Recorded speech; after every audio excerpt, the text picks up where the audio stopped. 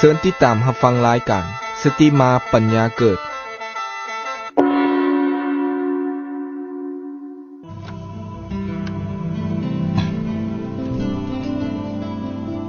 ผู้มีปัญญา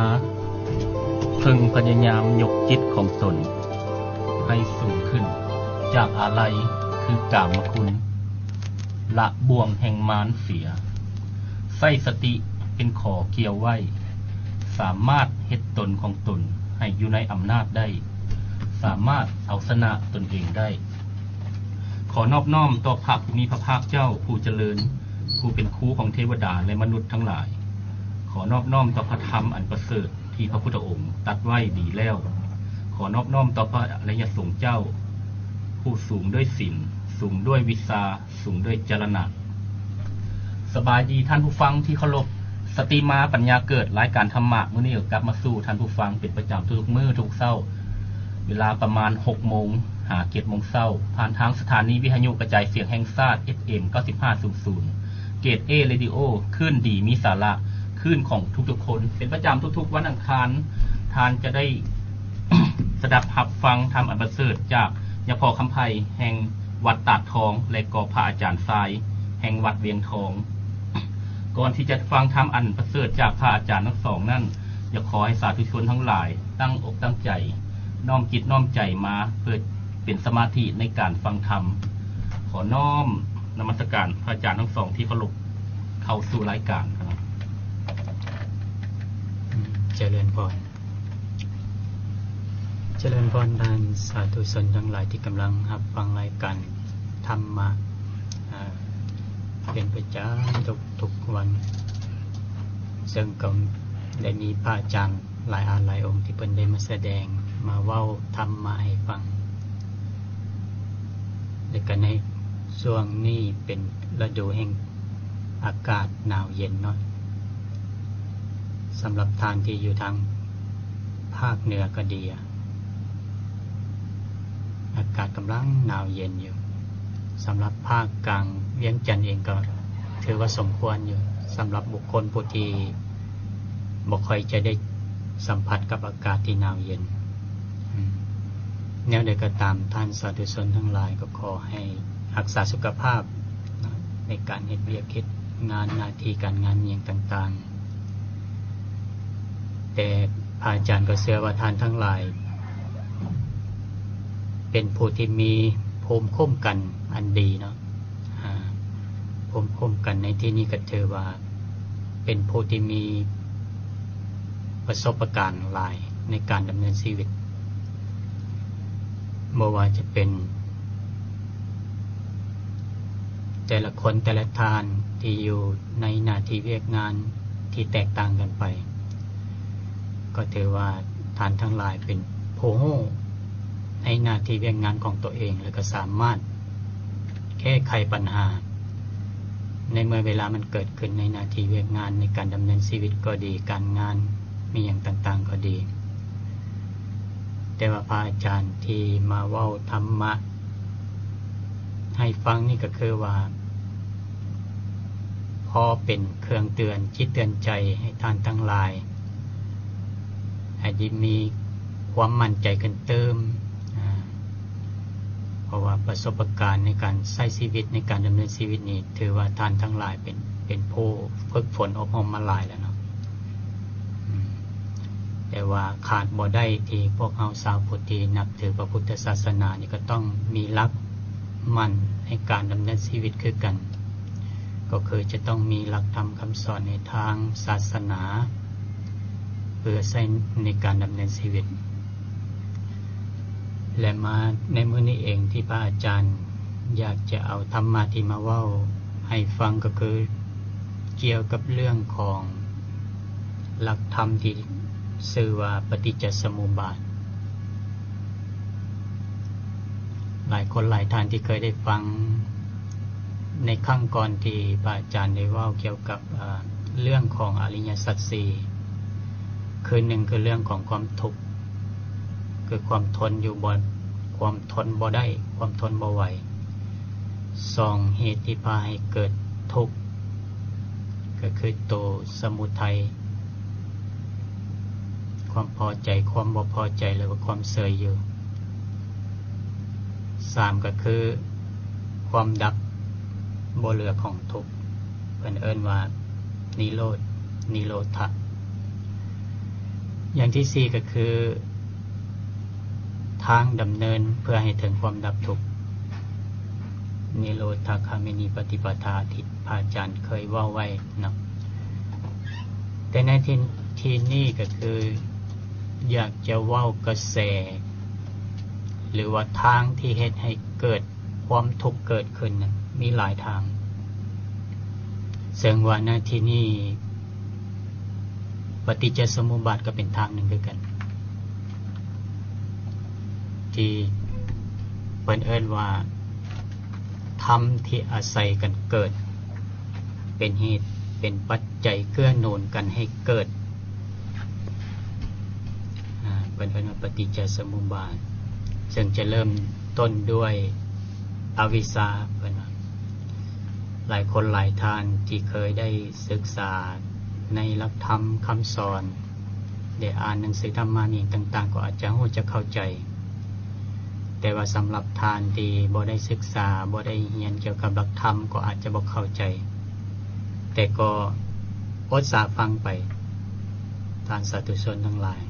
ฟังอยู่เรื่อยๆมีมื้อนึงหากจะเข้าใจเองหรือว่าหากท่านมีโอกาส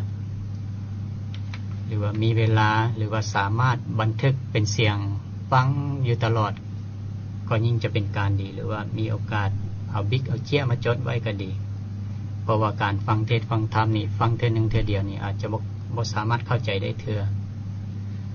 คันบ่เข้าใจแล้วก็บ่สามารถจะเอาไปนำใช้หรือว่าไปแก้ไขในชีวิตประจำวันของเราได้เช่นว่าการที่นำเอาหลักธรรมที่เป็นในเพิ่นเอิ้นว่าในเชิงวิชาการมาเว้านี่ก็เพื่อว่าให้ท่านได้รับรู้รับฟังก่อนแต่การขยายความการอธิบายความไปเติมนั่นท่านค่อยๆฟังไปเนาะเพราะซึ่งว่ามีครูบาอาจารย์หลายหลายองค์เพิ่นก็ได้นำมาเว้าตามแง่ตามมุมที่เพิ่นได้พิจารณามาและในที่นี้เองที่พระอาจารย์อยากจะเว้าก็คือว่า1เพิ่นเอิ้นว่าอวิชชาอวิชชานี่แปลว่าความบ่ฮู้เปิ้นอุปมาคือกันกับความมืดคันมืดแล้วบ่เห็นหยังบ่ฮู้บ่เห็นเพิ่นเอิ้นว่าความบ่ฮู้บ่ฮู้ในที่นี้คือบ่ฮู้ในเรื่องของอริยสัจ4บ่ฮู้ว่าทุกข์นี่คือมีหยังเหตุที่พาให้เกิดทุกข์คือหยังบ่ฮู้ว่าการดับทุกข์นี่มีอยู่และก็บ่ฮู้ว่าทางแห่งการดับทุกข์เป็นแนวใดอันนี้เพิ่นเอิ้นว่าความบ่ฮู้หรือว่าบ่ฮู้แม้กระทั่งหลักธรรมที่เพิ่นเอิ้นว่าปฏิจจสมุปบาทหรือว่าขันธ์5มีหยังต่างๆซึ่งว่าขันธ์5ก็เป็นทางหนึ่งที่เฮ็ดให้เกิดทุกข์ได้คือกันถ้ามีเวลาก็จะว่าให้ฟังเติมเกี่ยวกับเรื่องของขันธ์5เพิ่นว่าอวิชชาคือความบ่ฮู้เป็นปัจจัยให้เกิดสังขารจึงว่าสังขารนี้มีความหมายว่าการปรุงแต่งการปรุงแต่งมีลักษณะของการปรุงแต่งจึงว่าสังขารนี้มีทางที่เป็นวัตถุเป็นรูปเพิ่นว่าก็คือบ่มีจิตวิญญาณครอบครองอย่างหนึ่งอย่างที่2ก็คือมีจิตวิญญาณครอบครองเพิ่นว่าปรุงแต่งทางกายเพิ่นก็เอิ้นว่ากายสังขารปรุงแต่งทางวาจาเพิ่นก็เอิ้นว่าวจีสังขารปรุงแต่งทางจิตใจเพิ่นก็เอิ้นว่าจิตตสังขารสังขารเป็นปัจจัยให้เกิดวิญญาณซึ่งว่าวิญญาณนี้เพิ่นเอิ้นว่ามีอยู่6อย่าง เช่นว่าวิญญาณที่เกิดขึ้นทางตาทางหูทางดังทางลิ้นทางกายแล้วก็ทางใจคันว่าเป็นภาษาธรรมก็เห็นว่าอาจจะยาวไปเนาะเบิ่งง่ายๆอุปไมยคือกันกับเฮือนที่เป็นหลังอยู่แล้วก็มีประตูปองเยี่ยมมีประตูเข้าปองหนึ่งมีประตูปองเยี่ยมอีก5ปองเป็นว่าอวิชชาเป็นปัจจัยให้เกิดสังขารเป็นปัจจัยให้เกิดวิญญาณก็คือธาตุรู้วิญญาณนี่จะหับรู้เวลาตาเฮาเห็นรูป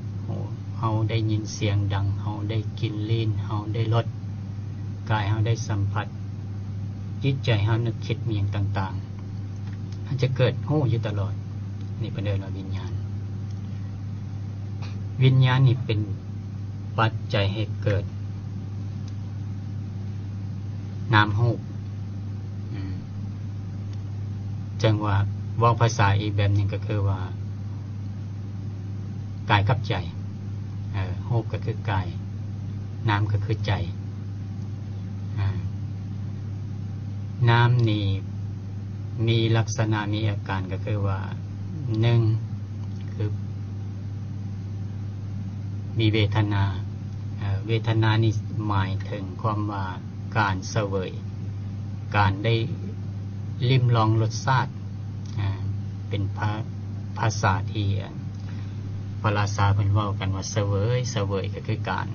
รกินการอันนี้แต่ว่าในทางวิญญาณของเฮานี่เพิ่นเอิ้นว่าการเสวยการรู้จักรสชาติของสิ่งเหล่านั้นเช่นว่าสุขทุกข์พอใจบ่พอใจมีต่างๆอันนี้คือรู้แบบนั้นเนาะเพิ่นเอิ้นว่าเวทนาสัญญาคือจื้อได้ในสิ่งเหล่านั้นว่าอันนี้เป็นสุขเป็นทุกข์เป็นพอใจบ่พอใจมีอย่างต่างๆแล้วก็อย่างที่3ก็คือวิญญาณนี่มีลักษณะของนามนี่มีเจตนาเพิ่นว่าคือความจงใจคือความตั้งใจอย่างที่4ก็คือมนสิการคือการเฮ็ดไว้อยู่ในใจตลอดฮู้อยู่ตลอดว่าเวลาตาเห็นรูปหูได้ยินเสียงอย่างต่างๆนี่ก็คือให้รู้ว่าเวลามันเกิดขึ้นมันเป็นแบบใดอันนี้ในส่วนของนามในส่วนของรูปนี่ก็คือประกอบไปด้วยธาตุทั้ง4เพิ่นเอิ้นว่ามหาพูดทั้ง4ก็คือได้แก่ธาตุดินนี่มีลักษณะแข็งน้ำมีลักษณะอ่อนแหลวเกาะโตกันธาตุไฟมีลักษณะร้อนลมมีลักษณะพัดเคลื่อนไหวมีอย่างต่างๆอันนี้เป็นเรียกว่านามรูปนามรูปนี่เป็นปัจจัยให้เกิดสลายตนะคำว่าสลายตนะนี่ก็คือว่าเขตแดนเขตแดนหรือว่าเขตแดนสำหรับการเชื่อมต่ออุปมาคือกันกับขอบของประตูขอบของปองเยี่ยมเนี่ยนะเฮายังรู้ได้ว่าขอบเขตนี่แหละคือขอบเขตของประตูของปองเยี่ยมขอบเขตที่จะเชื่อมต่อกันเป็นว่าสลายตนะก็ประกอบไปด้วย6ลักษณะคือกันก็คือตาหูดังลิ้นกายและก็ใจเนาะสลายตนะเป็นปัจจัยให้เกิดผัสสะเว้าตามภาษาธรรมมันเรียกว่ารูปในมี6อย่างรูปนอกมี6อย่างเช่นว่าตาเป็นรูปในสิ่งที่ให้ตาเห็นเป็นรูปนอก เมื่อเวลาตาเห็นรูปเกิดวิญญาณรู้ว่าเห็น3องค์ประกอบนี้เกิดขึ้นพร้อมกันเพิ่นก็เอิ้นว่าผัสสะ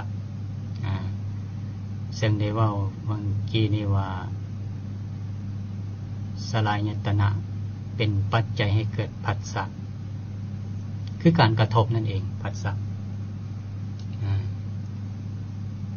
ในเมื่อว่าปองเยี่ยมนี่เป็นเขตแดนเขตแดนกำหนดให้รู้ว่าภายนอกอยู่ใส่ภายในอยู่ใส่แล้วบุคคลภายนอกมาจับอยู่ที่ขอบปองเยี่ยมอันนี้เพิ่นเอิ้นว่าการกระทบกันก็สามารถเฮ็ดให้เกิดรู้ได้ว่าขอบเขตภายนอกภายในเป็นจังได๋เพิ่นเอิ้นว่านี่คือผัสสะผัสสะนี่เป็นปัจจัยให้เกิดเวทนาอย่างที่ได้เว้าให้ฟังว่าเวทนานี่คือการเสวยการรู้จักรสชาติของสิ่งนั้นเช่นว่าอากาศหนาวเย็นเดี๋ยวนี้อากาศมากระทบเข้ากันกับกายกระทบเข้ากันกับผิวหนังนี่เกิดวิญญาณทางกายเพิ่นเอิ้นว่าอันนี้คือการกระทบกันผัสสะเพิ่นว่าเหตุให้เกิดวิญญาณเกิดขึ้นเหตุให้เกิดเวทนาเกิดขึ้นเวทนาในที่นี้ก็คือว่ารู้ว่าเย็นรู้ว่าเย็นเป็นพอใจบ่พอใจก็คืออยู่นี่เวทนานี่เป็นปัจจัยให้เกิดอุปทานเกิดขึ้นเป็นว่าเกิดตัณหาเหตุให้เกิดตัณหาเนาะใช่ว่าเวทนาเหตุให้เกิดตัณหาก็คือพอใจบ่พอใจนะคันบางคนบางท่านมักอากาศหนาวเย็นนี่ก็มีความพอใจบางคนบางท่านบ่มักอากาศเย็นนี่ก็ถือว่าบ่พอใจละเพิ่นเอิ้นว่าตัณหาคือความอยากความอยากความบ่อยากก็เป็นตัณหาอย่างในที่นี้ตัณหาเนี่ยก็เกิดขึ้นนั่งในทางอายตนะต่างๆเช่นตาเห็นรูปหูได้ยินเสียงดังได้กินลิ้นได้รสมีอย่างต่างๆตัณหานี่เป็นปัจจัยให้เกิดอุปทานคำว่าอุปทานในที่นี้ก็คือความยึดมั่นถือมั่นการจับจองเป็นเจ้าของมีอย่างต่างๆเวลาอากาศเย็นกระทบเข้ามาปั๊บยึดทันทีว่าโอ้คือหนาวแท้เฮานี่คือหนาวแท้ลำบากแท้ทุกข์แท้มีอย่างต่างๆอันนี้เพิ่นเอิ้นว่าอุปทานคือความยึดอุปทานนี่เป็นปัจจัยต่อไปก็คือว่าเหตุให้เกิดภพซึ่งว่าอุปทานเพิ่นได้แจกแจงไว้ว่าหนึ่งคืออุปทานในกรรมคุณ5ตามหลักธรรมเพิ่นแจกแจงไว้เช่นว่ารูปเสียงกลิ่นรสสัมผัสต่างๆและก็อุปทานในเรื่องของศีลทานใดที่เรียนในหลักธรรมเพิ่นจะแจกไว้ในนั้นเนาะอุปทานในเรื่องของศีลเรื่องของความเห็นเรื่องของทิฏฐิต่างๆอุปทานนี่เป็นปัจจัยให้เกิดภพที่เพิ่นในที่นี้เพิ่นหมายถึงที่อยู่ของหมู่สัตว์นะเอิ้นว่าแดนเกิดจังว่าในที่นี้เพิ่นเอิ้นว่า กามภพก็คือจะมีมนุษย์เกิดในภพของมนุษย์เกิดในภพของนรกหรือว่าเกิดในภพของสวรรค์6ชั้นจึงในทางพุทธศาสนาเป็นสอนแบบนี้แล้วก็รูปภพอย่างที่สองรูปภพนี่ประกอบไปด้วยว่าพรหม16ชั้นซึ่งว่าสูงขึ้นไปกว่าสวรรค์ก็คือว่าเรื่องของพรหมนี่บุคคลผู้ใดที่บำเพ็ญเพียรในสมาธิเมียงต่างๆจิตใจสัมผัสกับความสงบจิตใจสัมผัสกับอารมณ์สมาธิเมียงต่างๆมันก็สามารถไปเกิดเป็นพรหมเหมือนว่าพรหมที่มีรูปนี่มีอยู่16ชั้นอย่างที่3ก็คือพรหมที่บ่มีรูปมีอยู่4ชั้นเพิ่นว่าอันนี้ภพเป็นปัจจัยให้เกิดชาตินี่ก็คือความเกิดขึ้นความเกิดอยู่ความเกิดมีเมียงต่างๆ เช่นว่าเกิดมีขันธ์เกิดมีอายตนะเมียงต่างๆถึงพร้อมสิ่งนี้เป็นเอิ้นว่าชาติเป็นแดนเกิดของหมู่สัตว์ทั้งหลายเมื่อเกิดสิ่งเหล่านี้เกิดขึ้นแน่นอนว่าความทุกข์ต้องมีอยู่อันนี้คือหลักธรรมที่ในทางพุทธศาสนาสอนไว้แบบนี้ซึ่งว่าเมื่อเวลาเกิดความทุกข์เกิดขึ้นนี่เพิ่นอุปมาไว้ว่าเปรียบเสมือนคือกันกับคนตกต้นไม้เริ่มต้นตกตั้งแต่จากยอดไม้ตกปั๊บก็คือผ่านกิ่งไม้ผ่านงานั่นงานี่กิ่งนั่นกิ่งนี่ตกลงมาถึงพื้นดินปั๊บก็คือว่าทุกทันทีในขณะที่คนเฮาที่เกิดสภาวะของความทุกข์ในอารมณ์แต่ละอารมณ์เพิ่นเอิ้นว่าอารมณ์จิตแต่ละอารมณ์จิตแต่ละดวงที่เกิดขึ้นเช่นว่าเกิดความพอใจเกิดความบ่พอใจเกิดขึ้นนี่มันจะส่งผลทันทีก็คือว่าเกิดความทุกข์ทันทีเลยคันเกิดความพอใจมันก็อยากได้ยินอยากได้ฟังอยากเห็นเติมคันบ่พอใจมันก็บ่อยากฮู้บ่อยากเห็นบ่อยากได้ยินอันนี้เพิ่นเอิ้นว่าทุกข์ที่เกิดขึ้นในกระแสของปฏิจจสมุปบาทคือธรรมที่อาศัยกันเกิดขึ้นในนั้นเพิ่นบอกว่าคันเฮาบ่อยากให้ทุกข์เกิดขึ้นแบบนั้นนี่เฮาสิตัดกระแสของสิ่งเหล่านี้ได้แนวใดที่เฮาเว้ากันมาว่าอวิชชาเป็นปัจจัยให้เกิดสังขารสังขารเป็นปัจจัยให้เกิดวิญญาณวิญญาณเป็นปัจจัยให้เกิดนามรูปเกาะกันเป็นตองโซไปเลยเฮ็ดแนวใดให้สิตัดกระแสของสิ่งเหล่านี้ออกได้บ่ให้มันเลยไปฮอดทุกข์เลย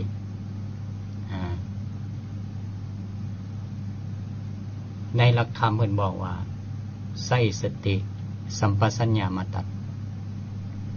สติแปลว่าการระลึกได้สัมปชัญญะคือการรู้ตัวว่าระลึกได้ในชีวิตของเฮาที่เฮาดำเนินอยู่นี่เมื่อตาเห็นรูปเฮารู้ได้บ่ว่ามันเกิดหยังขึ้นตาเห็นรูปหูได้ยินเสียงดังได้กลิ่นบางเทื่อเฮาเห็นรูปนั่นคันรูปที่เฮาพอใจเฮาก็อยากเบิ่งเนาะคันรูปที่เฮาบ่พอใจเฮาก็บ่อยากเบิ่งเกิดความพอใจความบ่พอใจเกิดความอยากความบ่อยากแล้วก็ความเสยอยู่บางทีเห็นแล้วก็บ่อยากเบิ่งเสยอยู่มันจะเกิด3สภาวะนี้เกิดขึ้นที่ได้ว่าให้ฟังว่าอันนี้แหละคือตัวเหตุคือตัวสมุทัยคันเกิดสิ่งหนึ่งเกิดขึ้นในขณะจิตนั่นเมื่อตาเห็นรูปเกิดความพอใจเกิดขึ้นความบ่พอใจหรือว่าความเสยอยู่มันก็ดับไปเช่นว่า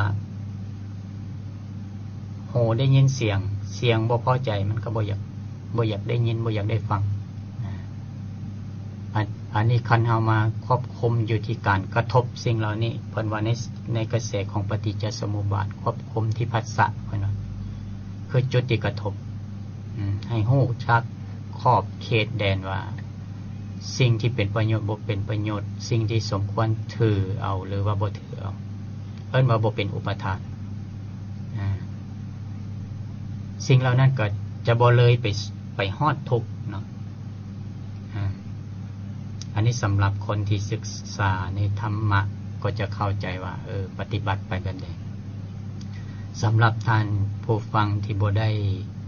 เรียนรู้ในหลักธรรมสิ่งเหล่านี้ก็สามารถฟังในรูปแบบของการปฏิบัติแบบนี้นะว่าเวลาตาเฮาเห็นรูปหูเฮาได้ยินเสียงนี่มันจะเกิดความพอใจความบ่พอใจหรือว่าเสยอยู่3อารมณ์นี่อารมณ์ใหญ่ๆ3อารมณ์นี่แต่ที่จริงในหลักธรรมนี่เพิ่นแจกแจงไว้ว่าอย่างที่เฮาเคยได้ยินได้ฟังกันมาตลอดว่ากิเลสมีตั้ง 1,500 ตัณหานี่มี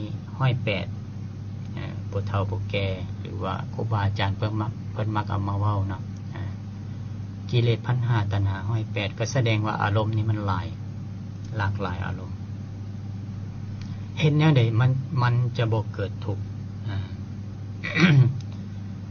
แล้วจะอธิบายเพิ่มเติมว่าเฮ็ดวิธีใดแต่อย่างที่สองกระแสของการเกิดความทุกข์นี่อยากว่าถึงเรื่องของขันธ์ห้า1คือปฏิจจสมุปบาท2คือขันธ์ห้าว่าขันธ์ห้านี้ประกอบไปด้วยอย่างใดบางคนบางท่านก็อาจจะรู้มาแล้วแต่ว่าบางคนบางท่านก็ยังบ่ทันรู้แต่ก็อยากจะเว้าให้ฟังก่อนว่าในหลักธรรมเพิ่นเว้าว่าแนวใดเนาะในเรื่องของขันธ์ห้านี่1ก็คือรูปอย่างที่เคยได้เว้ามาแล้วว่ารูปนี่ประกอบไปด้วยธาตุดินน้ำลมไฟว่ามีลักษณะเป็นแบบใดดินมีลักษณะแข็งน้ำมีลักษณะแล้วเกาะโตกันไฟมีลักษณะร้อนลมมีลักษณะพัดเคลื่อนไหวอันนี้เป็นอันว่ารูปเป็นกายเป็นว่าเป็นรูปเป็นกายส่วนอีก4อย่างในขันธ์5เป็นว่าเวทนาอันนี้เป็นนามเวทนานี่มีอยู่นามนี่มีอยู่4อย่างก็คือว่า1คือเวทนานี่คือการเสวยอารมณ์ต่างๆอารมณ์พอใจบ่พอใจนี่เป็นการรู้จักสิ่งนั้นเพราะว่ามีลักษณะเสวยอารมณ์อย่างที่2ก็คือ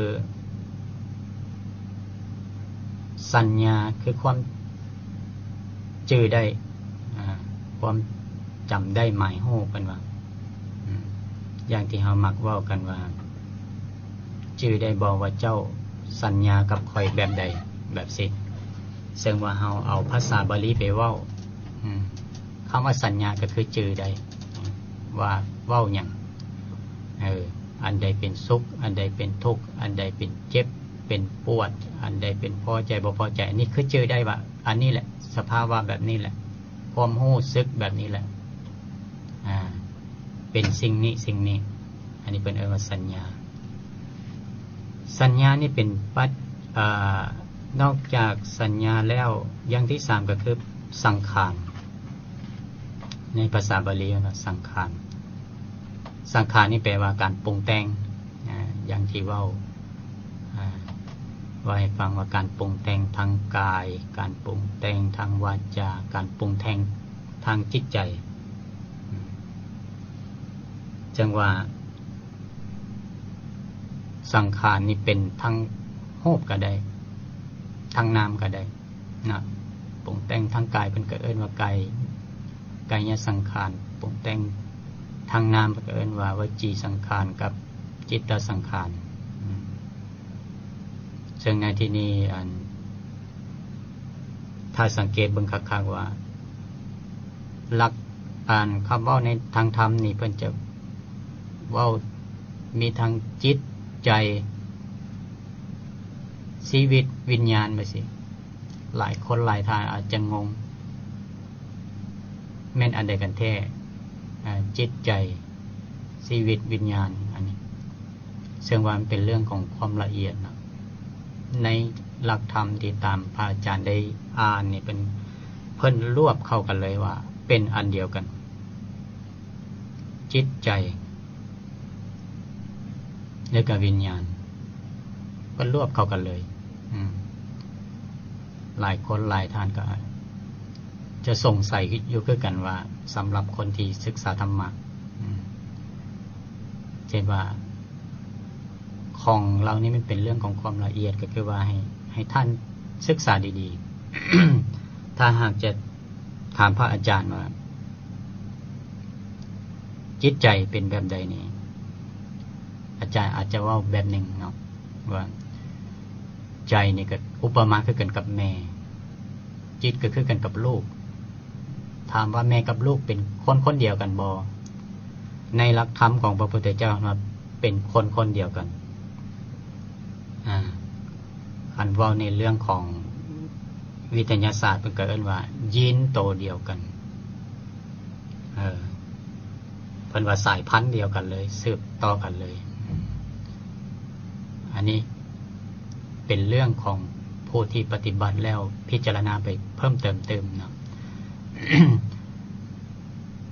นอกจากสังขารแล้วยังมีตัวที่สี่ก็คือเรื่องของวิญญาณนั่นเองวิญญาณนี่ก็คือเป็นธาตุรู้นั่นเองหับรู้ในทุกสิ่งทุกอย่างเวลาสบายบ่สบายเวลาอากาศเย็นอากาศร้อนเวลาพอใจบ่พอใจวิญญาณเกิดขึ้นเช่นว่าในกระแสของขันธ์5นี่1คือรูป2เวทนา3สัญญา4สังขาร5วิญญาณนี่เวลาใดที่เฮาเข้าไปยึดเพิ่นเอิ้นว่าเวลาที่ขันธ์5นี้เกิดอุปทานเกิดขึ้นทุกข์จึงค่อยเกิด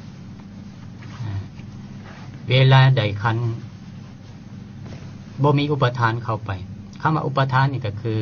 ความยึดมั่นถือมั่นการเป็นเจ้าของอย่างต่างๆเพิ่นเอิ้นว่าอุปะไปว่าเข้าไปนิสัยคืออาศัยอยู่เข้าไปยึดทันทีว่าอันนี้แหละของเฮาอันนี้แหละโตเฮาอันนี้แหละของเฮาคันเฮามีอุปทานแบบนั้นเข้าไปปั๊บการเป็นเจ้าของแบบนั้นเข้าไปปั๊บทุกข์เกิดขึ้นทันทีเพราะฉะนั้นว่าในเวลาปฏิบัตินี่เฮาจะปฏิบัติแนวใดเฮาจะตัดกระแสของความทุกข์ในรูปแบบในกระแสของปฏิจจสมุปบาทก็ดีหรือว่าในรูปแบบของขันธ์5ก็ดีเพราะว่าเฮาท่านทั้งหลายที่พากันศึกษาในหลักธรรมนี่เฮาต้องการที่จะดับทุกข์ซึ่งว่าทุกข์เหล่านี้มันมีมาตั้งแต่เฮาเกิด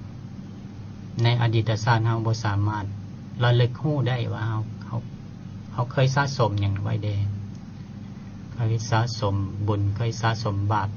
เคยสะสมกรรมเวรแบบใดไว้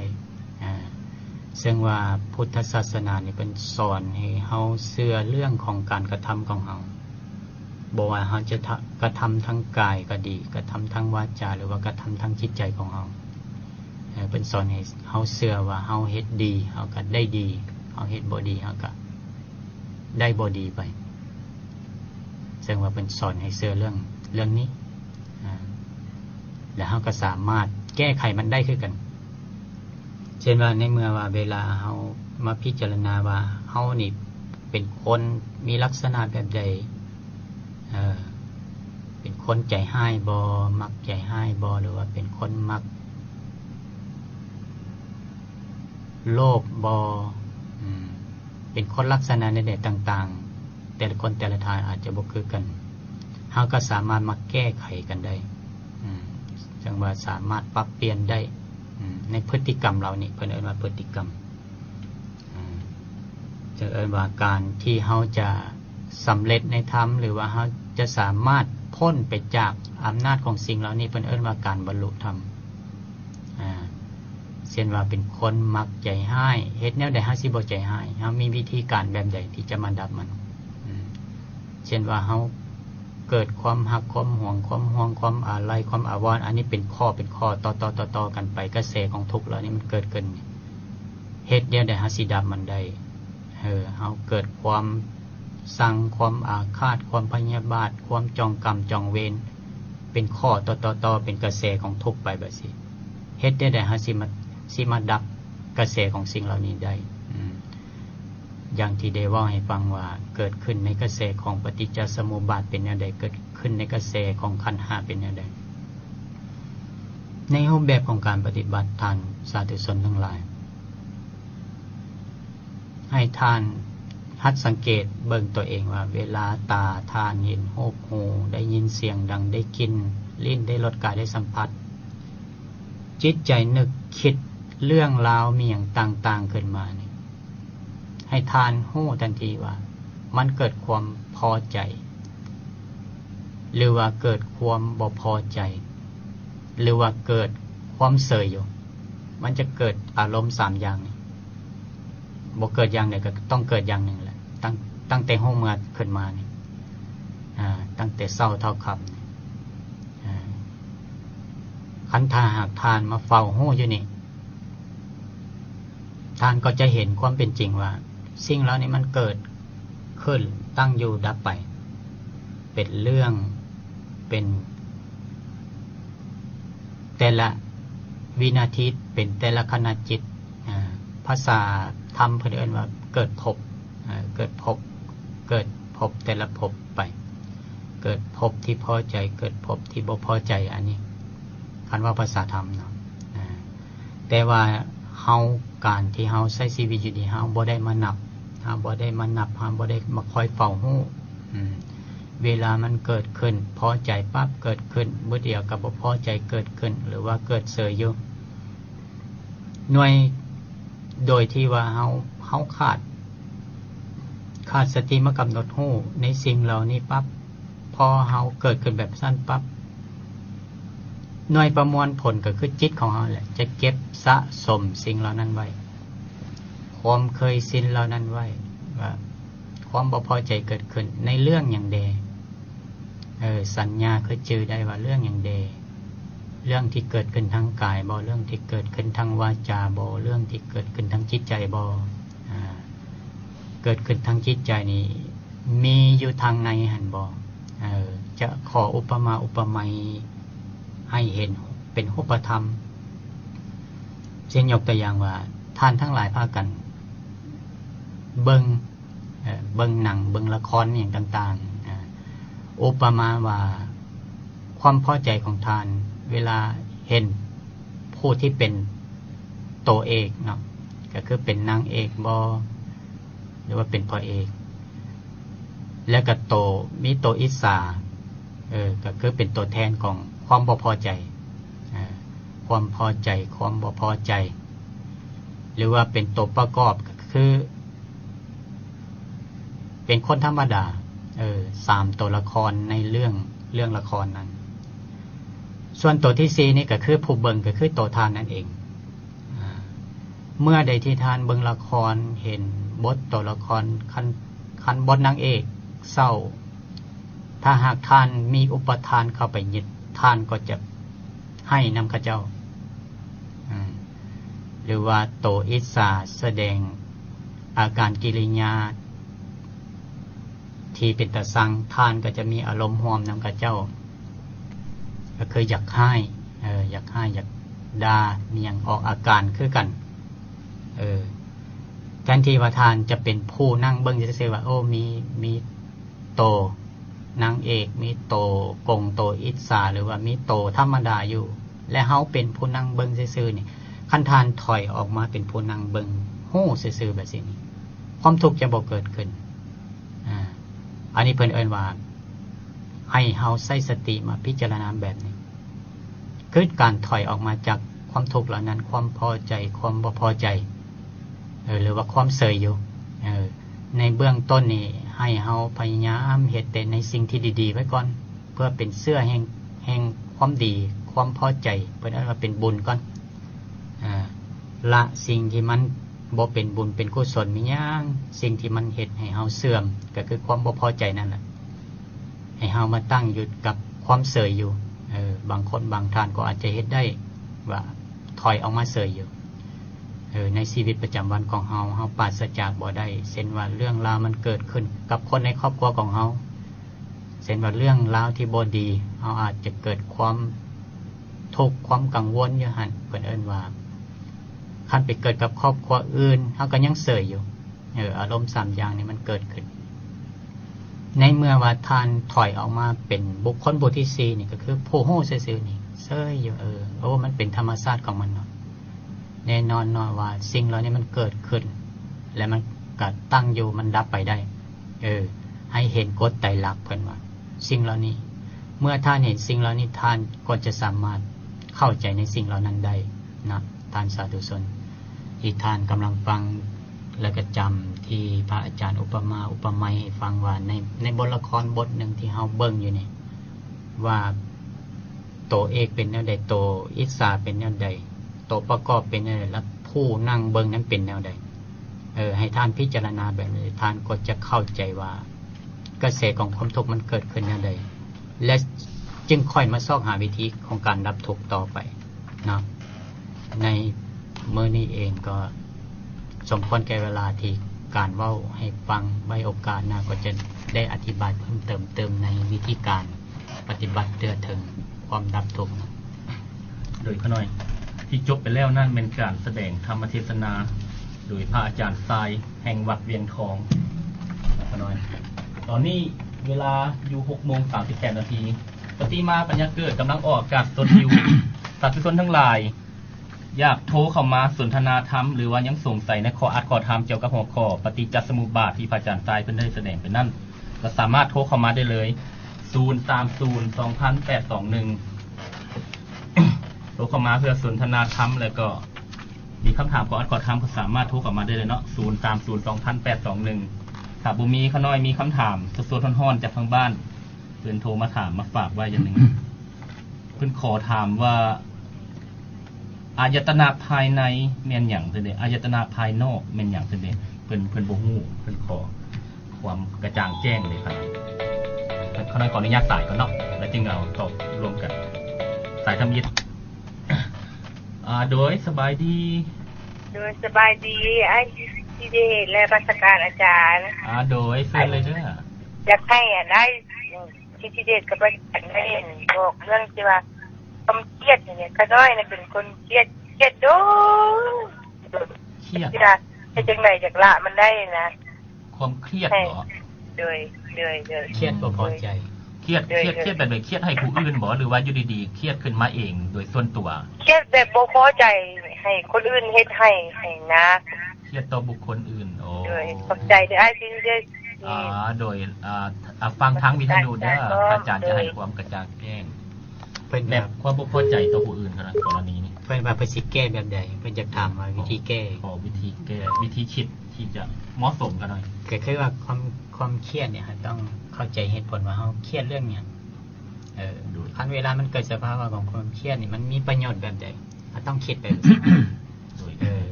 ตัวนี้ดีกว่าอาจารย์คิดว่าเครียดมีประโยชน์อย่างไรจริงๆแล้วเครียดนี่ทำลายเขาที่สุดเนาะ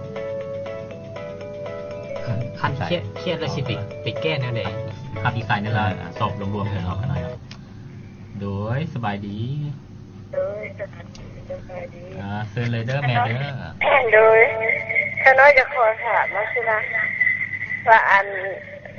ถามเมื่ออาทิตย์ก่อนผ่านมาอันไม่ข่าวมันก็อธิบายว่ามันเป็นเนาะดูหมดแดงแล้ววันนี้ข้าน้อยจะถามว่าอันกิเลสตัณหากับอันความอยากได้นี่มันอันเดียวกันบ่นะอันนั้นอันนึงมาแล้วมันตัวอย่างคือว่าข้าน้อยอันเป็นคนตั้งเป็ดเลี้ยงไก่แล้วไปขายแล้วก็ไปให้คนอื่นเขาก็ไปฆ่าไปขอสิกันแล้ววันนี้เขาพัดตั้งไปซื้อปลาอาหารในตลาดมาทำกิน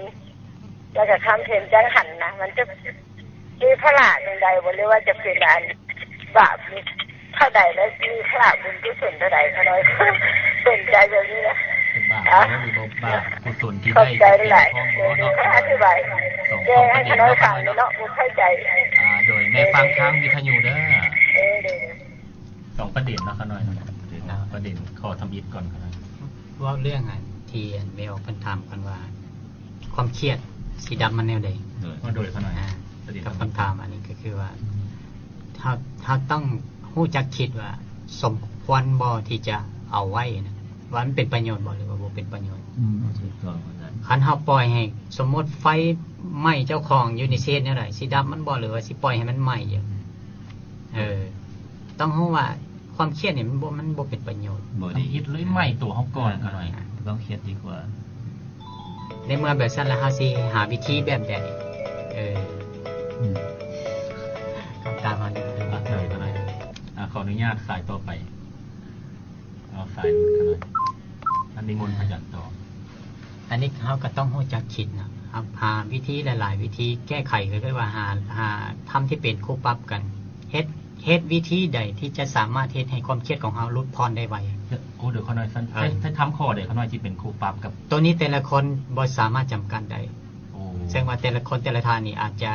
ใช้วิธีโอ้ยยาเถาะโอ้ยอโหสิกรรมเถาะสิโอ้ยเอ้ยเฮาน้องเฮาไปสินี่คิดไปสิแล้วใจมันอ่อนลง โอ้ เพิ่นว่าทำที่เป็นคู่ปรับกันสามารถพ้นทุกข์ได้ชั่วคราวหรือว่ายั่วตัวเองโอ้ยเจ้าเป็นคนดีเด้เจ้านะจะสิไปเครียดมีหยังไว้สินี่คือการข่มไว้ชั่วคราวนะสามารถพ้นทุกข์ไปได้แก้ไขปัญหาไปได้ต้องหาวิธีว่าแบบใดมันถูก บ่จำกัดที่แน่นอนเพราะว่าอุปนิสัยของแต่ละคนนั่นบ่คือกันน้องขน้อยเนาะ จะเรียนบ่คือกัน เขาคือคิดเบิ่งแต่ว่าเขาเพเมตตาเนี่ยเนาะสัพเพสัตตาสัตว์ทั้งหลายถ้าเป็นเพื่อนทุกข์เกิดแก่เจ็บตายด้วยกันทั้งหมดทั้งสิ้นเวลาเขาโตเนาะ โดย จะได้มีเวรแก่กันอะไรกันเลยเอาเจ้าเขาไปเครียดอยู่มีเวรเนาะมีเครียดเนี่ยเพราะว่าเขามีผูกเวรในผูกกรรมไปเขาเครียดแล้วเขาบ่มีเครียดบ่ความที่ว่าคือท่านอาจารย์สายบ้านนะเหมือนกับพี่กับน้องกันยากกันเถอะได้แล้วไปนะ เฮาบ่ผูกบ่วงไว้ บุผูกบ่วงไป อย่างที่ยังพอมันมา อันนี้ข้าวคนโตเนาะ คันเฮาอยากหลุดพ้นก็คือเฮาบ่สร้างบ่วงยักตัวเองไว้ นั่นแหละอาจารย์บ่เครียดได้ โอ้คือผู้พระวงศ์เพิ่นตัดว่า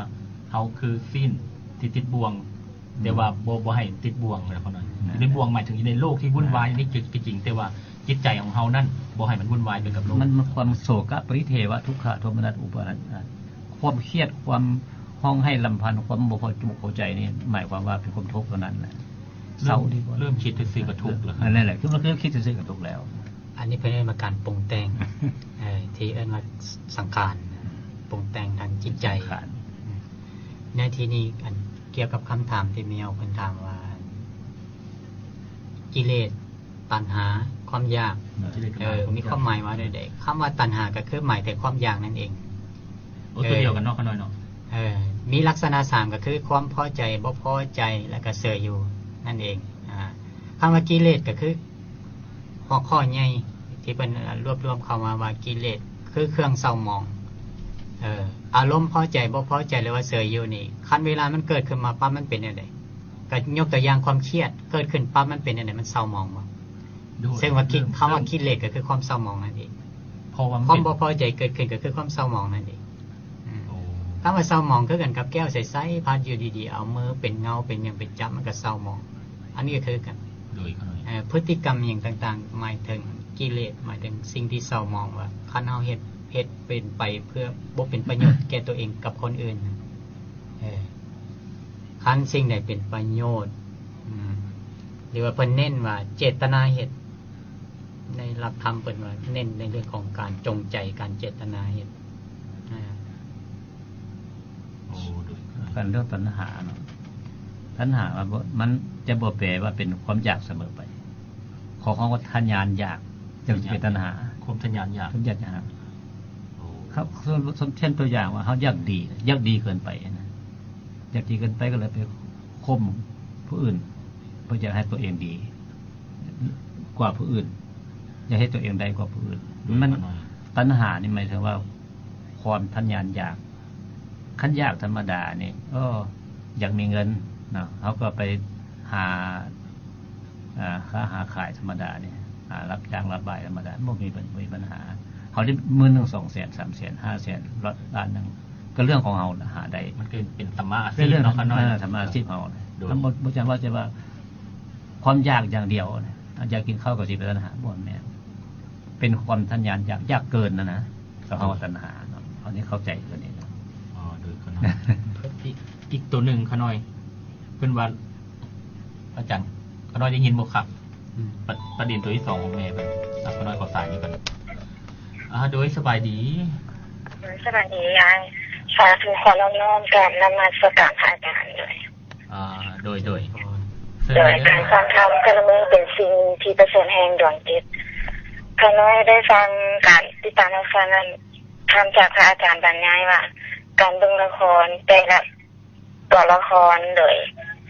ข้าน้อยอยากสนทนากับพระอาจารย์ว่าการเบิ่งละครก็คือการเบิ่งตัวเราเองส่วนตัวละครคือการปรุงแต่งของกายวาจาใจที่จะมีผลกระทบต่อผู้เบิ่งว่าจะนำเอาสิ่งที่เพิ่นแสดงอาจจะมีผลกระทบสอนในสิ่งที่ดีและสิ่งที่บ่ถือก็มีแม่นบ่คะน้อยโดยข้าน้อยขอถามอีกอย่างนึงว่าสี่อย่างที่ต้องห้ามนี่คืออย่าทำตัวเองให้เป็นนักเลงอย่ากระทำตัวให้เป็นนักเสพติดแล้วก็อย่ากระทำตัวให้เป็นคนพาลแล้วก็อย่าพาตัวให้ไปคบคนบ่ดีโดยขอคำบรรยายพระอาจารย์เป็นตื้มเนาะขน้อยเนาะโดยขน้อยนิมนต์เลยขน้อยนิมนต์ให้พอออกก่อนขน้อยว่าจะได้ถามประเด็นทำอิฐเป็นวัดฟังกันหัวข้อที่อาจารย์ทรายทำมาเทศนาเนาะขน้อยเกี่ยวกับปฏิจจสมุปบาทแล้วพระอาจารย์ทรายอุปมาประไมยเรื่องคือเขาเบิ่งละครเนาะขน้อยเนาะเป็นเอาเบิ่งละครมีตัวพระเอกนางเอกแล้วมีตัวอิสาแล้วเขาเป็นผู้เบิ่งแล้วประมาณว่าอาจารย์ทรายว่าอยากให้เป็นเขาเป็นผู้เบิ่งบ่อยากให้เขาเป็นผู้ไปยุบไปแสดงนะแต่เป็นขอกระจ่างแจ้งอีกตื้มอีกนะขน้อยละเอียดตื้มอีกขั้นเมื่อใดที่เฮามีอารมณ์เข้าไปร่วมก็เอิ้นว่าสภาวะของอุปทานยึดมั่นถือมั่นเฮาจะทุกข์ทันทีโดยแม่นคันลายเลยครับคันเฮาเบิ่งแล้วเฮาบ่มีอารมณ์ร่วมก็คือเฮาเป็นเพียงแต่การเบิ่งเสียโอ้มันมีแบบนี้การที่เฮาจะเฮ็ดได้แบบนี้ก็ต้องอาศัยสติสัมปชัญญะมาควบคุมเฮาสติสัมปชัญญะสติสัมปชัญญะ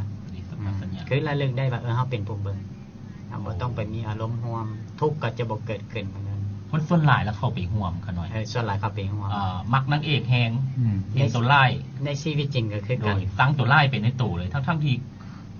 เขาแสดงขน้อยทุกอย่างเลยเขาแสดงแล้วตัวเองไปแสดงนำเขาชีวิตจริงก็คือกันเช่นว่าตาเห็นหูได้ยินเสียงเหมือนสิเกิดขึ้นอยู่ตลอดในการดำเนินชีวิตบ่ว่าจะเป็นเวียกการค้าการขายอยู่ในห้องละห้องการหรือว่าในครอบครัวมีต่างๆมันจะเกิดความพอใจบ่พอใจเกิดขึ้นในเมื่อว่าเฮาขาดขบวนการแล้วนี้ปั๊บมันจะเกิดอารมณ์ปะทะกันทันทีเลยการบ่พอใจกับปะทะกันเลยเอาชนะกันเลยสักหน่อยปล่อยออกมาตามอารมณ์นั่นเลยนั่นแหละกระแสทุกข์เกิดขึ้นอยู่ตลอดนี่พอเด็กนี้ตื่นบอกก็จิตเท่านั้นแหละเราต่อไปเช่นว่าข้อไม่ออกเพิ่นถามว่าการฆ่าสัตว์การฆ่าสัตว์ขั้นเป็นคนฆ่าคนขายสัตว์นี่เพิ่นฆ่าหรือว่าเพิ่นใส่ให้คนอื่นฆ่านี่เพิ่นสิมีบาปมีกรรมบ่หรือว่าการมาเฮ็ดให้ทานไปซื้อสัตว์ที่ยังบ่ทันตายหรือว่าสัตว์ที่ตายแล้วมาเฮ็ดนี่สิได้บุญบ่เพิ่นสนใจเรื่องกุศลกับอกุศลนี่แหละครับสิ่งเหล่านี้นิมนต์จะพอก่อนเขาหน่อยตอบฆ่าสัตว์มาอิทหารแล้วก็ฆ่าสัตว์เนาะถ้าเขาว่าเพียงแต่ว่าฆ่ามาเพื่อทำอาหารนะเขาก็คงจะบ่มีบาปอะไรเกินไปเนาะก็จะได้แก้ไขได้เพราะว่าคือกับเขาเข้าหาของหาเบี้ยหาเงินเนี่ยเขาจะบ่แม่นด้านเดียวเอาด้านนี้มาใส่ด้านนี้ทำบุญพร้อมไปพร้อมทำบาปไปพร้อมแล้วมันก็จิตอันได้หลายกว่ากันก็สิได้ไปอยู่บนที่คนกระทำพวกเขาเนี่ยแต่ว่าฆ่าสัตว์ขายเนื้อสัตว์นี่เป็นมาเป็นมิจฉาชีพนะแต่ว่าถ้าว่าเขาทำอย่างนี้เนี่ยขึ้นเป็นตัวอย่างไม่ออกว่าเมื่อไก่ซื่อๆเนาะราคาไก่ซื่อก็แต่นั้นแน่นอนต้องบาปแล้วแต่ว่าเขาไปทำบุญอย่างอื่น อันหนึงเนาะอันสองมาเฮาไปซื้อเนื้อสัตว์อยู่ที่ตลาดมาทำอาหารเพื่อไปทำบุญนี่ โดยขน้อย ถ้าเราซื้อเนื้อสัตว์ที่มันเขาฆ่าแล้วหั่นสิบ่มีบาปบ่มีบาปแต่ถ้าเราไปซื้อสัตว์มาฆ่าเองหั่นอาจจะบาปแน่นอนต้องบาปนะถ้าเราจะทำบาปแลกบุญนี่มันก็ขาดทุนเลยไปบ่ควรจะไปทำทำให้เขาต้องหาว่าสัตว์ใดที่เขาเฮ็ดอันเป็นสำเร็จรูปแล้วเขาก็ไปซื้อตัวนั้นมาไปทำ มันมีกรณีที่หลายกรณีขน้อยคือแม่เป็นโทรมาหาขน้อยเป็นฝากคำถามตัวเดียวกันคล้ายๆลักษณะเดียวกันเป็นแม่ค้าเป็นขายไก่อยู่ตลาดทุนหังคำเป็นเลี้ยงนี่เป็นเลี้ยงเป็นฟาร์มเลยและจุดประสงค์เป็นจุดประสงค์เดียว แล้วการฆ่านั่นเป็นผู้ฆ่าเองเพิ่นก็ว่าเป็นอาชีพเพิ่นเฮ็ดมาแต่สมัย3รุ่นละเปลี่ยนยากซั่นเด้แต่เพิ่นก็ใจลึกๆก็บ่อยากเฮ็ดบาปบ่ฮู้ว่าพระอาจารย์มีหยังแนะนำเพิ่นได้บ่กันหน่อย ความจริงแล้วถ้าว่าเปลี่ยนบ่ได้นะมันก็ต้องทำบุญไปพร้อมด้วยล่ะ โดยขน้อย ต้องทำบุญเป็นลบหวยสิไปพร้อมเลย เพราะฉะนั้นขออนุญาตสายนี้ก่อนเนาะโทรมาหลายเดือนโดยสบายดี คันเลยคนถามคืออีกขออนุญาตถามเด้เพราะว่าอาจารย์เพิ่นว่ากันแม่นเยอะแต่ว่าชีวิตครอบครัวขน้อยเนาะเพราะว่าผู้หนุ่มก็โตผู้เฒ่าก็โตแล้ววันนี้หาเงินให้หลานลูกเรียนแล้วเฮาเลี้ยงไก่ให้ขายนะเลี้ยงไก่ให้ขาย โดย เราสิค่าเฮาก็บ่กล้าค่าวันนี้มันจะซื้ออาหารแบบนั้นคือตลาดคือเขาเป็นปลาเป็นชื่อปลาแล้วเขาจะเอาขวาให้แล้วก็คณะแต่ญาติเวลาที่เราสมมติว่า5 โมงแล้วก็ออกไปตลาดซื้อเครื่องกินขายมา7 โมงก็ไปเลิกตลาดน้องแต่งแล้วก็ไปตลาดทำงานเอางานมาแล้วก็ไปประมาณ9 โมงก็ไปเรียกรับจ้างนี่แหละแล้ววันนี้คณะกระทันอาหารนั้นไปทำเพลนจังหันทุกมื้อทุกตัวบขาดเนาะแล้วคณะเราว่าเฮ้ยอย่างไรสิได้บุญบ่แล้วพระอาจารย์เพิ่นละว่าโอ้ไม่ออกนี่จะแม่นที่เลดหลายเนาะว่าชนะคณะว่าเอ้าเฮ็ดได้ลูกละพอมีงานเนาะหาเงินให้ลูกเรียนคณะว่าชนะเด้มันจะมีบาปมีกรรมจังได๋บ่เลยขอให้เจ๊จัดแจงให้คณะฟังเด้ สิได้ยืดเงินกันได้ ไปฟังทางวิทยุ ยืดเงินกันได้ไม่บ่อยจากสายเนาะ มัน อาจารย์ทรายว่า ทำบุญได้ทำบาปได้หั่นน่ะมันยืดเงินกัน จริง ได้ ที่จริงการเป็นเหตุไปนะเป็นการที่ว่าอธิษฐานว่าชีวิตแต่ละชีวิตมันจะมีวาระของการเมื่อบุญก็คือจะต้องถึงเวลาตาย โดยขน้อย ท่านเพื่อนอธิษฐานมาผู้จิตดวงใดหรือว่าใกล้ตัวใดถึงเวลาตายแล้วก็ขึ้นมาคือกันกับการไปหาป่าบางคนก็อธิษฐานว่าโตใดถึงเวลาตายแล้วก็คือถึงอายุขัยแล้วจะต้องให้จับได้ โอ้แบบนี้ก็มีเหรอขน้อย แบบนี้ก็มีเช่นว่าเช่นยกตัวอย่างมีคำถามถามว่าติ๊กข้างอดีตที่ว่ามีนักโทษประหารมีเพชฌฆาตที่ตัดคอเนี่ยถามว่าเพชฌฆาตนี่ผิดบ่บาปบ่ไปสิ มีแมนมีคำถาม อันนี้ภาวนาที่มอบหมายข้าเจ้าบ่อยากให้ไปตัดคอไว้ซั่นเจ้าก็บ่ต้องไปเฮ็ดผิดเมีย บ่ต้องสร้างเหตุปัจจัยขึ้นมาเนาะขน้อยเนาะ อันนี้ก็คือกัน โอ้ เพชฌฆาตนี่มันต่างเลย โดย เพชฌฆาตนี่มันก็คือถ้าเฮาไปขายเนื้อสัตว์แล้วก็ฆ่าสัตว์ขายแต่ว่าสำคัญที่สุดเนี่ยฮู้ว่ามันบาปอยู่แล้วต้องทำบุญ โดยขน้อย ทำบุญอย่างอื่นก็ได้ ไปข้อต่อไปเลยเนาะขน้อยขอสายนี้เนาะโดยสบายดี เจ้าจะให้เพิ่นไปแทนที่ดีธรรมะมีบ่เนาะ มีเด้อสามารถไปเอาได้ยูเทียนห้านค่าของเอื้อยบัวคำเพิ่นห้านค่าเพิ่นยูเต้2ติดกับศูนย์ขายรถอีซูซูเลยติดแคมทางเลยไปเบิ่งเอาเลยมีแผนของสติ เพิ่น มา ขายบ่หรือว่าเพิ่นแจก เพิ่นขายเอาแต่อาหารบูซานำแผ่นหนึงก็สิมอง 4,000 จีบบ่ขะหน่อย เลย เป็นต้นทุนของแผ่นซื่อ ตะกี้ก็บ่เคยได้ฟังเทื่อนี้จะฟังธรรมะของใครแล้วหาก็มาเปิดฟังโดย เป็นรอดีเลยก็คักเลย โดยสามารถตีส้มได้สามารถแนะนำรายการได้เด้อแต่ว่าตีส้มเฉพาะรายการได้บ่ให้เป็นตีส้มมันบ่ให้ไปตีอันบุคคลอื่นหรือว่าสถานที่อื่นได้ได้นี่ยังโทรเข้ามาได้มันเว้าคักสอนใจนะฮู้จักบุญบาปนี่แหละนะ โดยเฮาเปิดแจ้ง เห็นสว่างอะนะ อ๋อโดยพระอาจารย์เฮาเพิ่นก็มีปฏิปทาเก่งๆเพิ่นสามารถแสดงธรรมเทศนาได้หลายองค์เลยติดตามไปก็จะเข้าใจดอก นี่ล่ะจะให้ขึ้นว่าจริงๆครูบาอยู่วัดเทศมีโทรศัพท์เนาะเพราะว่าเดี๋ยวนี้มันทันสมัยใหม่นะสามารถเบิ่งโหลดกันเดี๋ยวนี้ในโทรศัพท์ได้นะครับโดยจำเป็นต้องมีว่ะครูบาตัวมีอย่างนั้นทีนี้มันคำถามเนาะโดยคำถามเดียวที่บอกเลยโดยเข้าใจนี่แหละจะฟังทางวิทยุเด้อขอถามอาจารย์เลยครูบานี่มีความจำเป็นบ่ต้องใส่โทรศัพท์ชัดเจนแบบนั้นก็ดีให้กันแบบที่จริงเอาแบบสร้างสรรค์เขาหน่อยเอาแบบสร้างสรรค์ที่จริงงานทำมาในบทเฉพาะแต่สอนพระนักบวชอย่างเดียวแต่ว่าสามารถสอนคฤหัสถ์ได้คือกันพุทธเจ้าเพิ่นก็สอนคฤหัสถ์โดยเขาหน่อยบ่แม่นว่าพวกเจ้าทั้งหลายจะต้องมาเฮ็ดพระนิพพานเพียงอย่างเดียวพุทธเจ้าก็บ่ได้ว่าเนี่ยทำสำหรับของคฤหัสถ์ก็มีแล้วบริการที่พระออกมาสอนคฤหัสถ์นี่พระก็ต้องเรียนรู้โดยเรื่องของคฤหัสถ์คือกันคันพระบ่เรียนรู้พระสิไปเว้าได้แน่เลย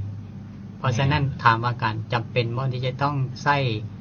โทรศัพท์จำเป็นบ่ที่จะต้องขี่รถจำเป็นบ่ที่จะต้องอยู่ในห้องแอร์จำเป็นบ่ที่จะต้องอยู่ในตึกใหญ่ตอบได้บ่